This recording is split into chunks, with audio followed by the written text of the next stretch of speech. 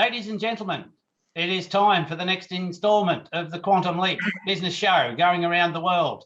To all the small business owners that are out there looking for insights, inspiration and ideas on how to run their businesses a little bit better. And it's my absolute joy today to have the man behind what is Aspen Waite.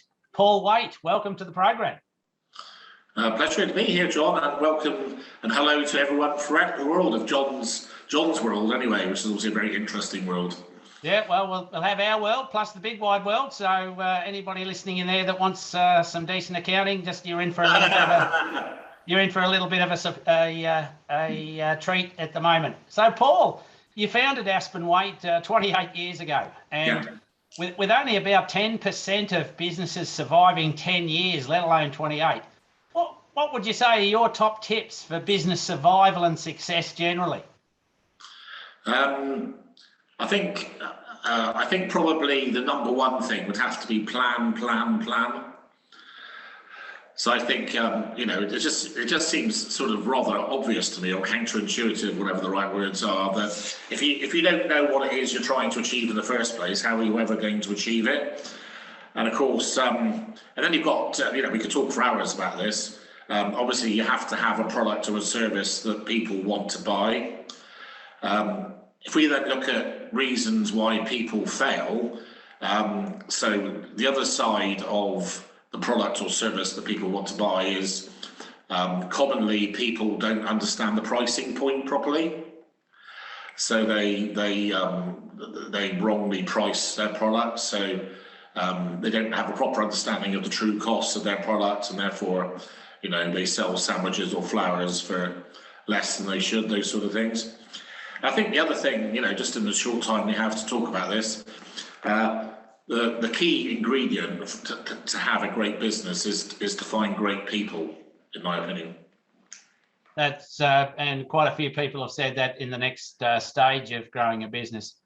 So, Paul, and I guess it's hard to soar like an eagle if you're surrounded by turkeys. So recruiting great people is part of that plan. Paul, COVID struck a lot of businesses around the world, and a lot of people have had to change direction or just alter direction or be a bit agile and nimble. What have you seen out there? Any standout cases where people in business confronted with COVID have tackled it brilliantly, and others that have not done so well? So probably the number one standout success story in my world is a business owned by a particularly good friend of mine that is a ladies' cosmetic business, which in itself has outlets in China and Sri Lanka, and makes organic cosmetics. So that's the core business, and probably in a normal year would turn over maybe £2.5 million, that sort of level. When the pandemic started, the business has a huge global customer, Costco actually, so quite a big name. And Costco approached my friend and entrepreneur, and just in passing said quite early on, are you able to make sanitizer and related products? And of course, they had no previous experience of making sanitizer, etc. And I would say Mel is one of the few people in the world, other than me, because I could give you loads of stories of where I have agreed or have done something which 99.9% of people wouldn't have done. I think it's a difference between having a sort of a can-do attitude and can't do. So basically Mel thought, this is a great opportunity, I need to find out how to do this, and I think within about a day she'd sorted it all out, and in the first 12 months of selling sanitizer to Costco, she sold £10 million of product. Wow.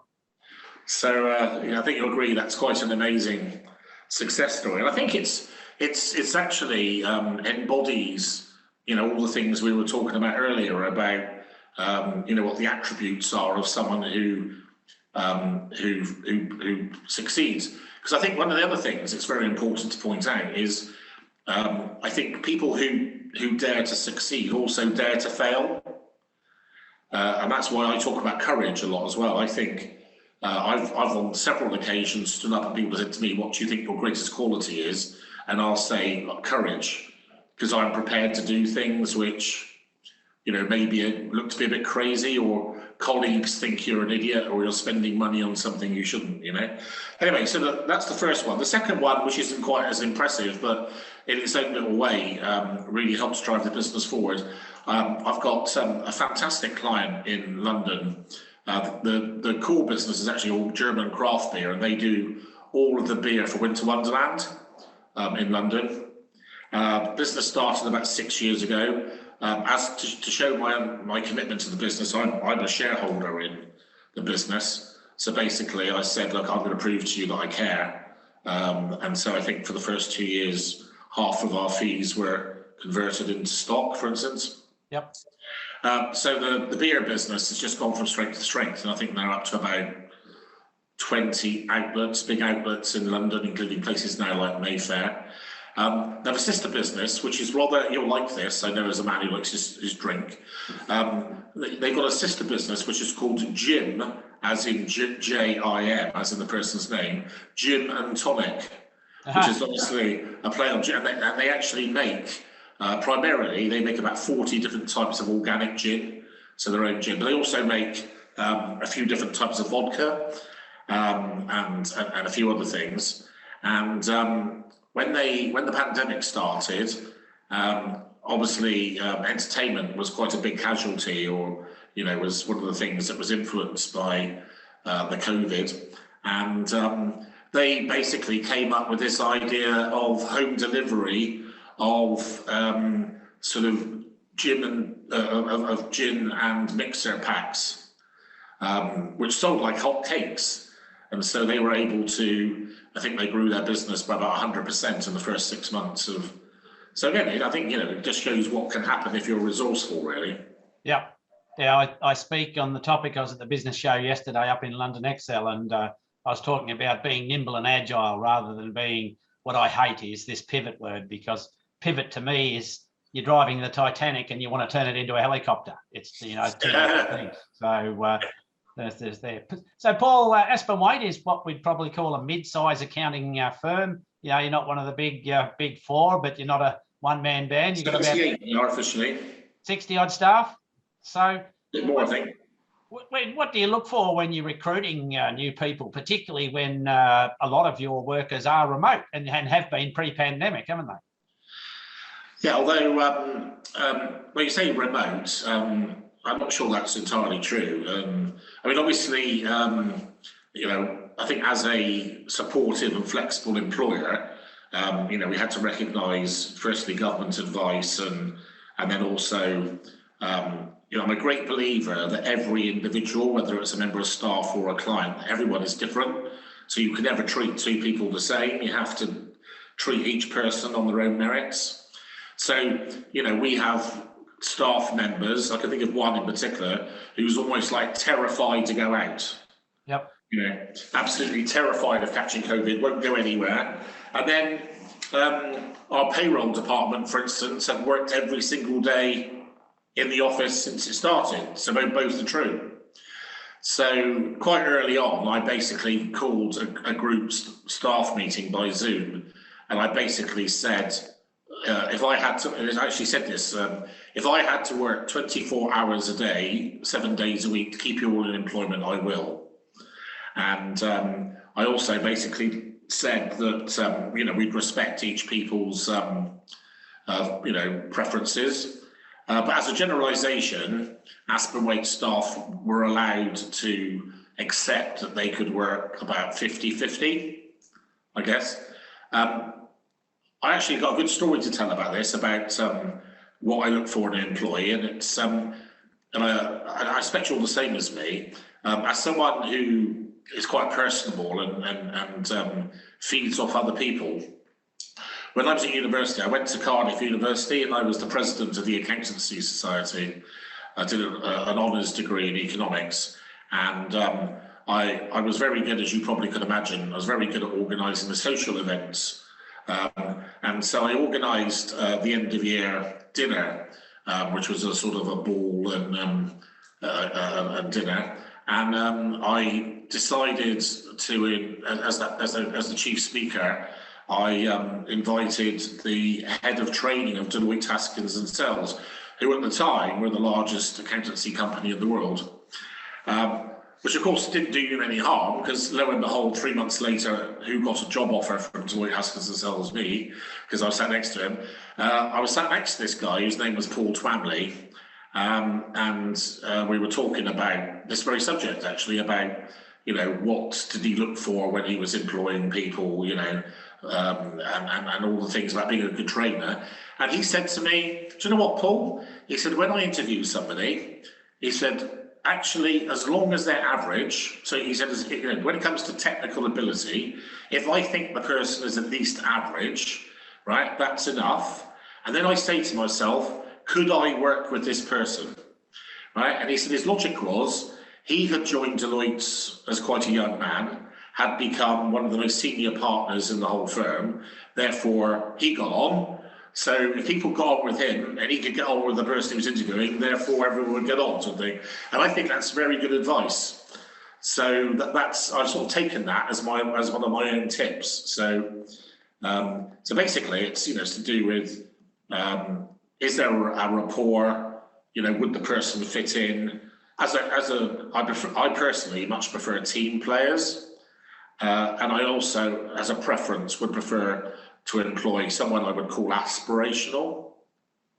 Okay, so some handy tips there for sure, and what have you. And I know you do a lot of partnering and a lot of collaborations, and yes, and so beyond staff, can you share why collaborations and connections and those sort of things are important strategy for you to grow your business?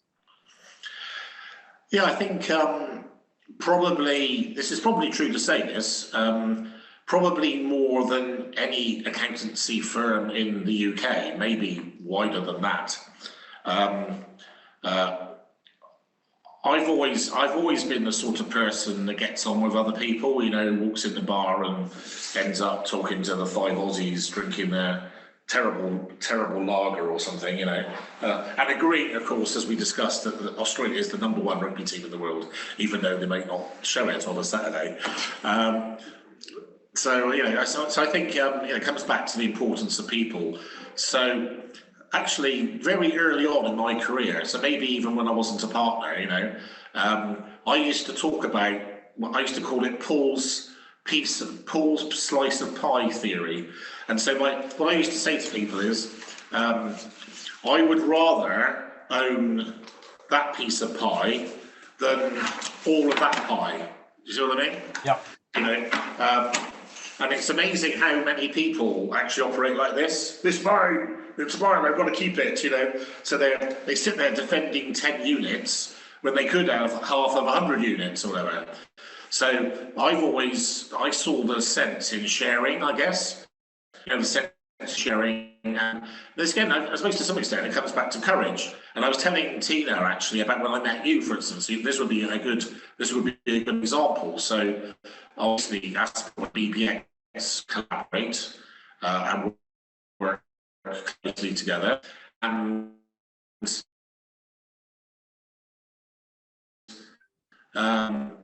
of your colleagues. You know, and obviously one of the things that comes out of that sort of thing is empathy. You know, are these people that have got similar integrity and ethics to me? Because obviously you wouldn't want to partner with someone. I mean, when I really got, this is probably about 10 years ago, I had this sort of epiphany moment, and I decided that working with non-accountants was the way. Yep. And what happened to start with was the strategy failed because the people I thought were the right people to work with weren't. And there was one guy, for instance, that I used to almost revere because I thought he was a great guy. And then when I started working with him, I realized he was in fact intensely greedy. I am as an individual not driven by money. So, you know, people would say, I would say I was driven by values. So obviously you've got a person who's trying to build a brand driven by values, trying to work with someone who's driven by money. And so it simply didn't work. So, you know, so what you need to do is to find people who've got value-added services, things that add to what you're doing, who share, you know, I think people, you enjoy their company, you enjoy them, you can talk to them, and they're sort of similar people to yourself. So, yep. So some good tips there for sure, Paul. And I know your firm itself has sort of 10 areas of main expertise that you work with, but today I'd like to zero in, if I can pardon the pun, on R&D and in simple to understand terms for people out there. What's the history of R&D and whatnot? Because that's how we originally met. Yeah. So research and development tax credits were introduced in the year 2000 by the Blair government, and so they're now in their 21st year. So clearly, you know, the passage of time has proven they're cross-party political. So they're not, you know, they're not vulnerable to whichever party happens to win the election. They would be one of the few pieces of legislation that over the time that it's existed has become more business friendly rather than less. Yep. So less bureaucratic, not so much red tape, and more generous than when it started. So 21 years, and effectively, in my opinion, it's the single biggest piece of tax planning or whatever that there is out there for any business in the United Kingdom, and therefore it's almost like a must-have thing. I mean, I think it's very important to point out to people that it's more like a capital allowance than it is a grant. There's a lot of ignorance about R&D tax credits, as you well know, and people sort of, you know, sometimes they talk to me and they sort of think it's government money, it's free government money, or it's whatever, and it isn't at all. It's simply a mechanism to reward expenditure on certain areas by giving them, if you like, a super allowance, which is convertible into cash. Yep. And I know what struck me, the very first seminar I ever attended with you was there was a sand and gravel guy, and he was doing things a little bit differently, and he was that was George Farwell, I think, wasn't it? Yeah. So, you know, and I thought, well, if he can do it, you know, you don't have to be too special in R&D, you know, so long as you're doing stuff in your own field. And I think that's probably one of the reasons why a lot of companies don't even try. Yeah, no, absolutely. You know, I've personally, so I've been doing R&D claims for about 16 years, and I think I'm now up to having successfully done claims in over 100 sectors. Yeah. And just to underline that would include ice cream, yogurt, beer, gin, sausages, pies, all the way through to world-beating inventions, you know, new machines, new apps, you know, IT stuff, you know, all this sort of thing. Funnily enough, I think you're talking about a presentation I did in New Forest, which you kindly attended. And the guy you're referring to, just for the people listening today on a wider level, so this chap actually started his business in 1953. And I'm very pleased to tell you, John, this year, the business has, for the first time in 68 years, its history, now have a bank balance over £1 million. Wow. So I think, but I think that shows a lot of things about determination, you know, resilience. These are all, you know, hugely important words. George is now a man of what, 88, maybe even 90. You know, he's still shuffling around. You know, I had a meeting with him the other day. His business is probably in an area where I would say probably, if you said to me, is, you know, apart from the obvious ones, like a world-beating invention where you've got a patent or something, I would say the claims I find the easiest to do, that I think the Inland Revenue probably almost supports, would be in areas of waste and recycling. So George, for instance, that you're talking about, he's actually, he's not, you know, he's a much more than a sand and gravel man. So he's got a timber thing. He's got landfills. He does aggregates, civils, you know, all this sort of thing. And probably one of the things I always say to people when I'm trying to get them to understand what R&D is, I say, you know, all those moments in the year where it wasn't obvious to you what to do next, you know, and you're sat there and you're scratching your head. I say, well, that's potentially an R&D moment, right? So in George Farwell's case, they do a tremendous amount of work for Hampshire County Council, and have developed a reputation for, I suppose you'd call it flood alleviation, or so the council owns a lot of farms, and what will happen is, you know, too much water will get on there. You then get all the cow poo mixing in with the water. It becomes contaminated, and then you have problems potentially like leaching going into the water table, this sort of thing. And so I did a load of claims for Farwells where effectively they had to come up with innovative solutions to remove the water problem, you know? Yeah. So quite often, yes, and so just go back to what you said, probably if one was to read the legislation all the way through, you would come to the conclusion, not unreasonably, that you had to pass a very high test. In reality, you know, when I'm talking to real bread and butter clients, you know, as opposed to what says in the book, I say to people, the word adaptation is probably as relevant as the word innovation. Yeah. So a typical R&D project for a smallish company. I got a new client last week that's involved in metal fabrication, and the MD was particularly receptive. Sometimes it can be very hard work, you know, like ploughing through treacle, getting people to understand this. And very early on, he said, so I'm actually doing R&D every day, because practically every customer that came to see him required a bespoke solution.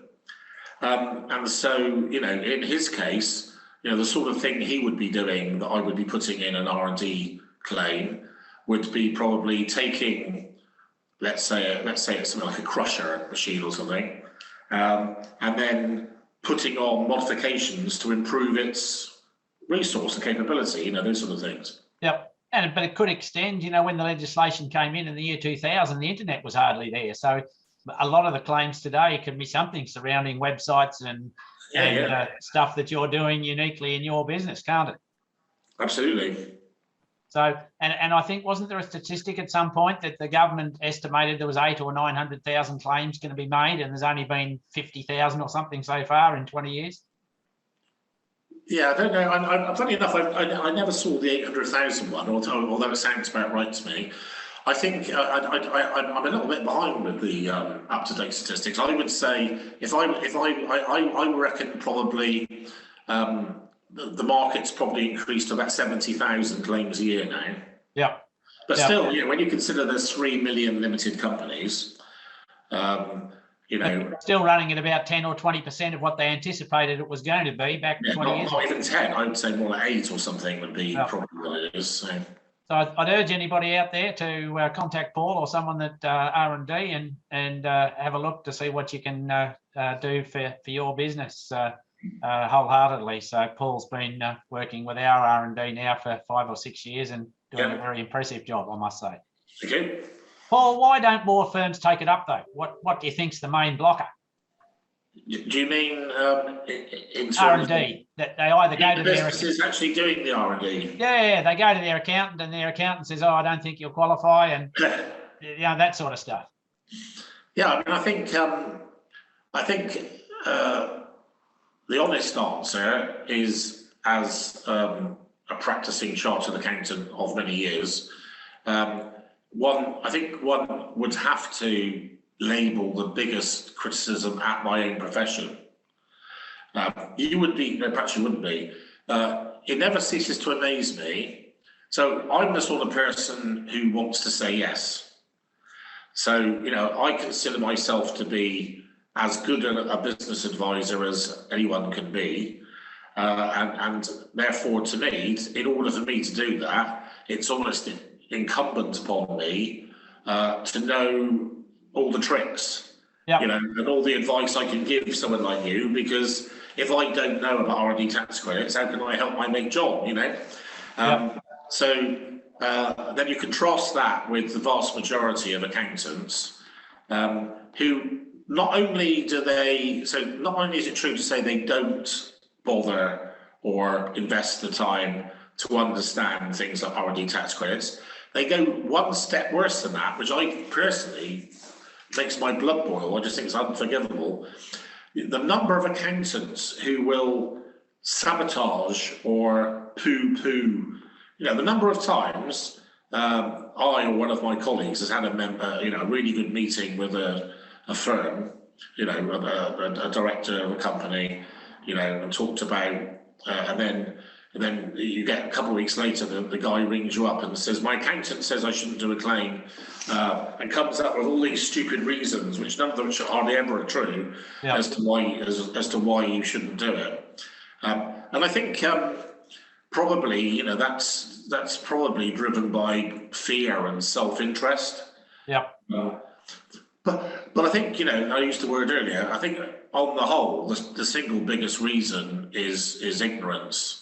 And of course, the ignorance can be true in many areas. So, you know, the accountant or the advisor not telling them about it. So just not knowing it's out there, or again, sometimes, for instance, I remember several times talking to a client or potential client who actually realised they were doing R&D, but hadn't made a claim because they were making a loss. And then you say, well, sorry, why is that? Oh, well, because, so their perception was that this only applied to companies making a profit. And of course, I'd say, well, no, it actually applies to everyone. And in fact, the business that actually, so the business that can make the largest return per pound of investment is actually a significant loss-making business, where you can actually get 32.5% of every pound you spent back as cash. So I just think it comes back to lots of things. There's ignorance and also attitudinal. You know, so you've got people like me, you know, that are very much, well, you know, John can do that, so I can. John drank 15 pints last week, so I can, you know, as opposed to I could never drink 15 pints. You know, it depends what school you're in, you know. I call it windscreen accounting versus rear vision accounting. Rear vision accountant looks in the past and tells you what happened, and a windscreen accountant looks forward and tells you what's going to happen, which is what you need to know. And there's a reason why a windscreen is 40 times bigger than a rear vision mirror. So I'll leave that one for people to have a little ponder over. I thought that was a brilliant analogy, by the way. So, and it's about a general accounting too, Paul, isn't it? I hate accountants that come and tell me what happens when compared to the ones that come and tell me what to do to make things happen. Exactly right. Paul, you've got your own radio station, and not too many accountants running around with that. What's that all about? Yeah, I think I'm right in saying that we're the only firm in the world with our own radio station.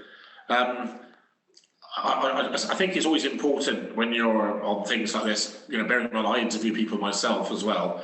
I think it's always very important to tell the truth. And the honest truth is probably, you know, I can see that it's really right out there, and it's actually quite radical. Funnily enough, I think so. Going back, you know, how did it all start? For whatever reason, you know, I do a business show on a Friday myself, and we talk a lot about the difference between an entrepreneur and a business owner, which is actually radical. I've met very few entrepreneurs in my lifetime, and obviously there are hundreds of thousands of business owners. So being a business owner doesn't make you an entrepreneur. So for better or worse, I am definitely an entrepreneur, and what happens is you basically have ideas that conventional people don't have. One of the things that's helped me actually is, since I started doing my Friday show, is I've had to actually think about my thought process, which normally I wouldn't have to do. Normally I just have an instinctive idea and I don't have to explain it to anybody. The radio thing, I can't actually really remember how it got into my brain and how it came out the other side. I was very conscious. I started thinking about having a radio station about 6 years ago. And then, like I think everyone should when they get an idea, I discussed it with a couple of other people, including sort of music people and everything. Developed it a bit, decided it wasn't developed enough or sensible enough to start at that point in time.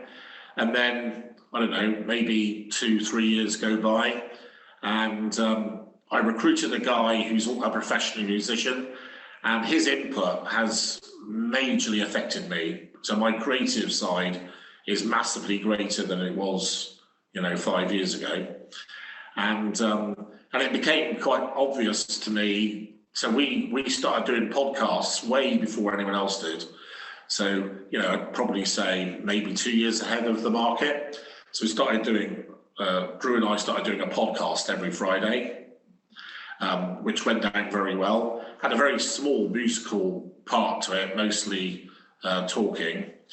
And then it's like a lot of things. I think what I tend to find with businesses that I'm involved in, quite often you've got the sort of idea in your mind, but you haven't met the right person, or the situation hasn't developed.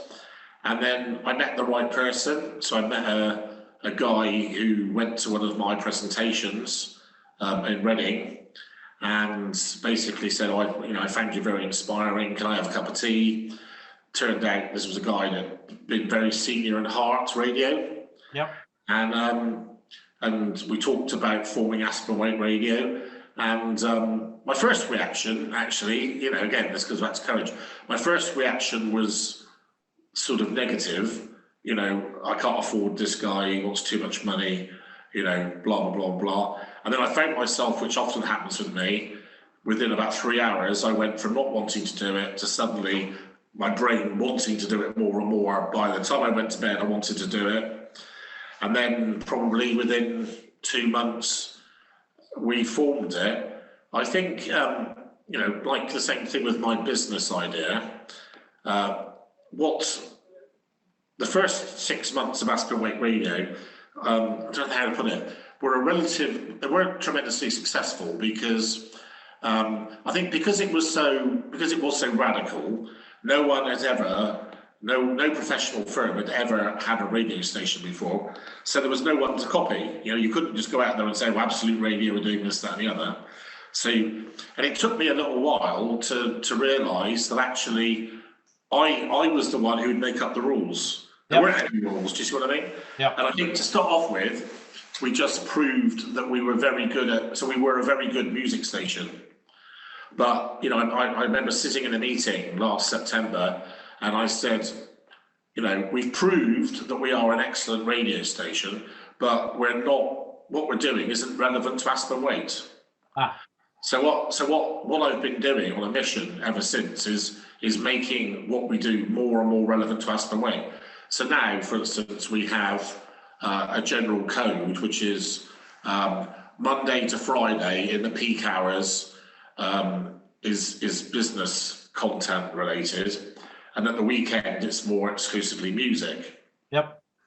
So I'm pleased to say, although I'm not arrogant enough to think that I'll go to my grave with everyone thinking I'm a genius, I think that what is now true is most people once they listen to the radio station and they look at what it's doing, etc., I think people do sit there and go, that's a really, that's a really great disruptive way to go about into the market. So I think it's still relatively early stage in terms of where it takes us. But one thing it does do is obviously it massively differentiates us from anybody else. Yep, and that sort of leads on to some of the awards you've won too, Paul. You're pretty big into awards, aren't you? Well, I don't know about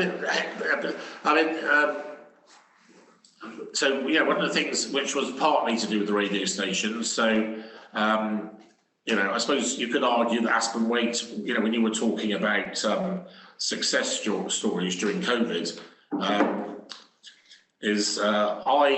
on the first day that the pandemic basically was announced, I launched what I call the Friend Programme, which is a service which has given free advice to several thousand businesses at no cost to them. So I basically decided that during the pandemic, everyone needed a friend. I'd already developed the concept of the fact that we were very much like this, and so I would say my heart was very much in the community, and I'm a great believer in giving back, etc. So we actually was it there. So that was actually recognised. We won this award about 10 months ago for outstanding contributions to the community, which the radio was a part, but really the bigger part was the fact that there was this firm that was prepared to give all this free advice, because it's not something you would associate with a professional firm being prepared to do that, is it? 100%. In terms of why I think I like to enter awards myself, because I as an individual strive to be the best. So I want, in an ideal world, I'd like to be the best chief executive in the world, and I'm not shy. I may be the 7,000th best, but in my mind, I wish to be the best. So I am very aspirational, and therefore I think if you want to be the best, you have to do things which are consistent with being the best. So one of the things about entering an award is it does create a culture, and it makes you think a lot about what your business is and what are its key points, because obviously you have to find the words to impress a judge as to why you should win the awards in the first place. Yep. But of course, there is rather an underpinning to that, which is obviously if your business doesn't have anything to shout about, then you shouldn't enter an award. I guess that's, and then it's got an excuse to find something for it to shout about. So Yeah. nice flip side. So Paul, for the first time in living memory that I can come across, all Northern Hemisphere rugby teams won on the same weekend, last weekend. What's all that about? And you're a big rugby man and sport in general. How does that help in a business? Yeah, I think it's a good question. That I was talking to my wife last night actually, and I did a 1,000-mile cycle ride 10 years ago, and I can remember sitting down one evening talking to my colleagues, and I was saying that I thought everyone should either be made to join the army or play rugby. And I said that for a reason, because it creates people. I find people who have either played rugby or in the army. And there may be, there may be other examples, but I can only talk about my own experience. You have a mindset which is completely different to a normal person's. So if you take me, I've experienced great success and great sorrow. So I can remember I've had the joy of kicking a winning conversion in a final, and then the pain of losing a final that we should have won the year afterwards. And being inconsolable. So you have all that emotion, but you have to deal with it. I would say one of the things that that is undoubtedly true of me as a person. I am the ultimate team player. So I will adapt to Aspen Waite's needs, to change my role and obviously that's not remotely driven by ego, it's the opposite. So it's basically saying, you know, I have to do what's best for my firm. And I think that comes out of, you know, having played sports since I was 4 years old at a high level, all those years of playing with other people and, you know, and ultimately I think doing whatever you need to do as a group to get a winning result, you know, and if that means number 4 playing 10 and 11 plays 6, and then next week it all moves around, then, you know, that's what you do. I also think it makes you more battle hardened. And I think one of the things certainly is true of me, I find a way to win. You know, and I think these sort of basic things that, you know, that hold true in sport are, you know, very transferable into the business arena.